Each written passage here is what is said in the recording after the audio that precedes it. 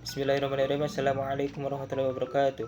Alhamdulillahirabbil alamin wassalatu wassalamu ala asrofil anbiya'i wal mursalin sayyidina wa nabiyina wa lana Muhammadin bil qasimin amin wa ala alihi wa sahbihi ajmain. Subhanaka la ilma lana illa ma 'allamtana innaka antal alimul hakim. Amma ba'd. Perkenalkan, nama saya Dendi Pribadi Pratama. Saya adalah mahasiswa aktif jurusan Administrasi Publik angkatan 2022 di Universitas Islam Negeri Sunan Gunung Jati Bandung. Untuk memenuhi tugas akhir dari mata kuliah Proyek Sistem Informasi yang diampu oleh Bapak Khairul Umam SIP MAP CHRA, saya akan mengidentifikasi dan menganalisis bagaimana web atau aplikasi yang telah dibuat oleh pemerintah. Website yang akan saya identifikasi dan analisis adalah website yang dibuat oleh Kementerian Investasi dan Hilirisasi. Website tersebut itu bertujuan untuk mempermudah masyarakat, khususnya pelaku usaha, dalam membuat legalitas izin usahanya.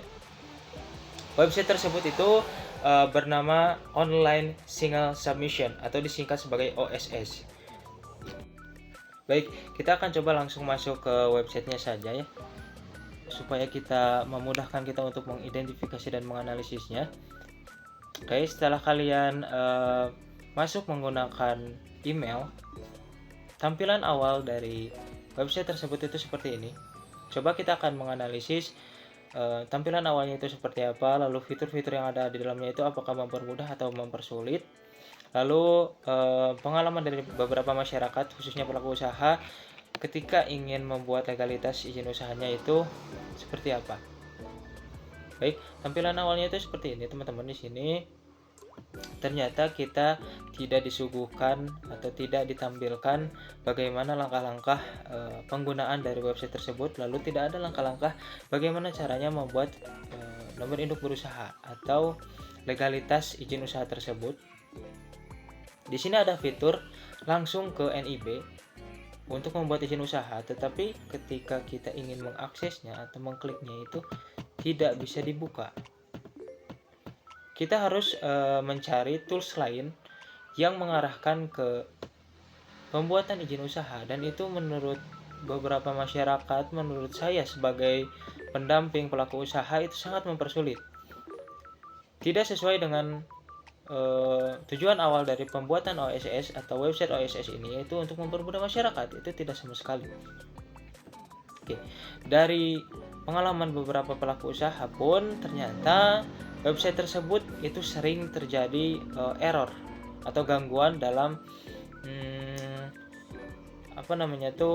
pemprosesan izin usaha tersebut. Sehingga menurut saya dari ketiga permasalahan tersebut, saya akan membuat kerangka acuan bagaimana pengembangan dan pengelolaan website OSS ini supaya dapat dievaluasi dan dapat selaras dengan tujuan awal, yaitu mempermudah pelaku usaha dalam membuat legalitas izin usahanya.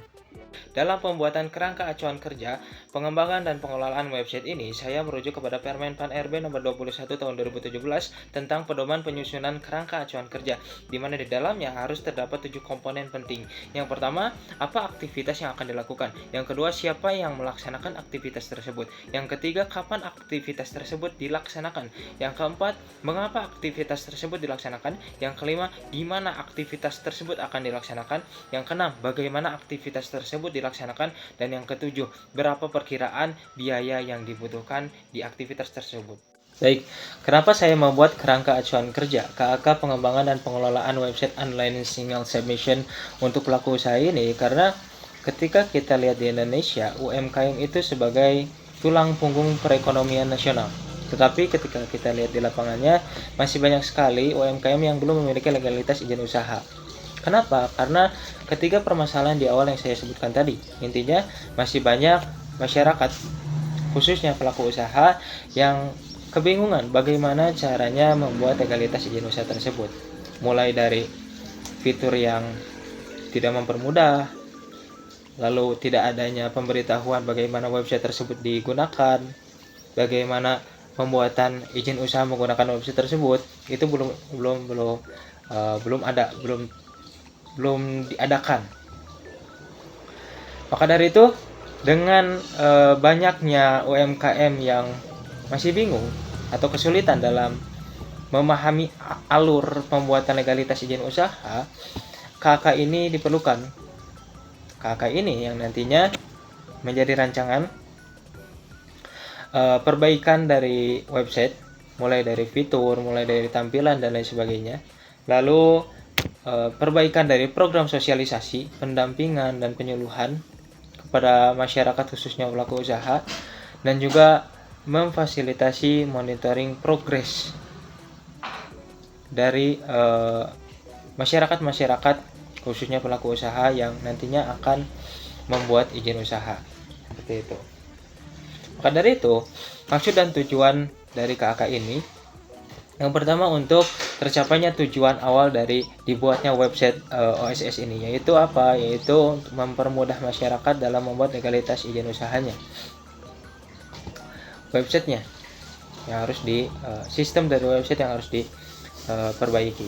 Yang kedua, evaluasi project yang telah dilakukan itu dievaluasi dan cari solusi agar mendapatkan output atau hasil yang lebih maksimal, mulai dari sosialisasinya, mulai dari pendampingannya, itu harus diperhatikan.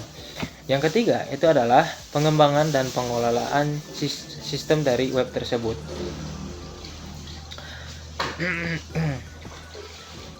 Karena ketika saya wawancara dengan beberapa masyarakat, ternyata web tersebut juga masih mengalami beberapa error. Maka dari itu, security, responsibilitas itu perlu diperhatikan dalam pengelolaan sistem di website ini. Karena pelaku usaha itu menginput identitas mereka. Jadi security terhadap sistem web ini harus diperhatikan. Dan yang keempat, jelasnya dibuatnya KKI ini agar perencanaan, pelaksanaan, pengelolaan itu dapat berjalan secara terstruktur. Sebelum ke sasaran, sebelum ke lokasi, sebelum pendanaan, kerangka regulasi yang saya gunakan, kerangka regulasi hukum yang saya gunakan, mulai dari undang-undang, yaitu Undang-Undang Republik Indonesia nomor 20 tahun 2008 tentang UMKM.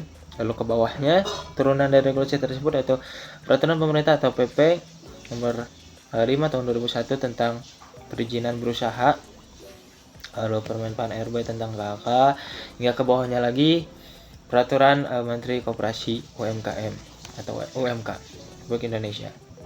Seperti ini. Oke. Untuk lokasi kegiatan yang menjadi studi khusus saya, yaitu masyarakat yang ada di Kecamatan Cibiru khususnya, di beberapa titik kelurahan, ada 5 kelurahan di Kota Bandung.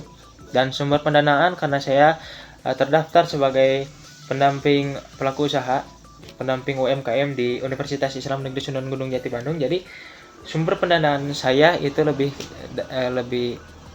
modalnya itu dari lembaga-lembaga di UIN, seperti Badan Layanan Umum dan lain sebagainya, ini seperti RP3H, BPJPH dan lain sebagainya. Lalu karena saya itu mendampingi 55 pelaku usaha, satu pelaku usahanya saya mendapatkan 141.000, totalnya dibulatkan jadi 7.500.000, itu dibagi menjadi belanja pegawai untuk pihak-pihak pengembangan website dan pendamping izin usaha. Lalu untuk belanja barang dan jasa seperti konsumsi, seperti bensin, printing, administrasi, itu sekitar habis 3 jutaan untuk program ini. Oke, lalu penjelasan mengenai sasaran, mungkin sasaran tidak usah terlalu ditegaskan, kita bisa lihat saja di sini bagaimana prosesnya. Lalu teknis, standar teknis seperti ini.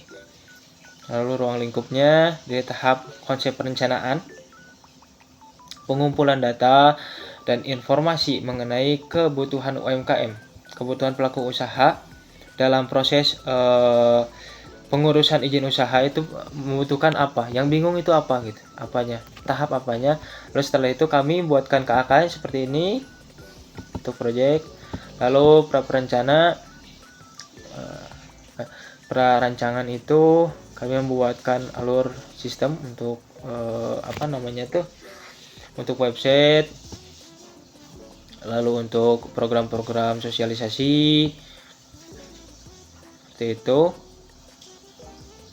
tahap pengembangan rancangan sampai ke tahap implementasi dan evaluasi. Ini sangat penting. Nah, dengan tahapan-tahapan tersebut, maka output atau produk yang dihasilkan itu saya rangkum menjadi 4. Yang pertama, terciptanya atau adanya fitur web yang lebih simpel. Agar apa? Agar sesuai dengan tujuan awal dari dibuatnya website tersebut, yaitu untuk mempermudah pelaku usaha UMKM mendapatkan legalitas atau membuat legalitas izin usahanya. Yang kedua, security website yang lebih baik. Ini sangat penting karena identitas pelaku usaha itu dipertaruhkan di situ, dan posibilitas ketika ada error, ketika adanya gangguan dan sebagainya itu juga harus diperhatikan. Dan yang keempat, terlaksananya program pendampingan legalitas izin usaha. Seperti itu. Untuk penutup ya, semoga dengan adanya KK ini para pihak yang terlibat, mulai dari kementerian, mulai dari para pendamping pelaku usahanya pun, masyarakat itu dapat berkontribusi aktif dalam ini, intinya itu ini, dalam perekonomian nasional. Dan ini beberapa dokumentasi saya dan rekan-rekan saya dalam data riset ke beberapa pelaku usaha ya, UMKM di Kecamatan Cibiru.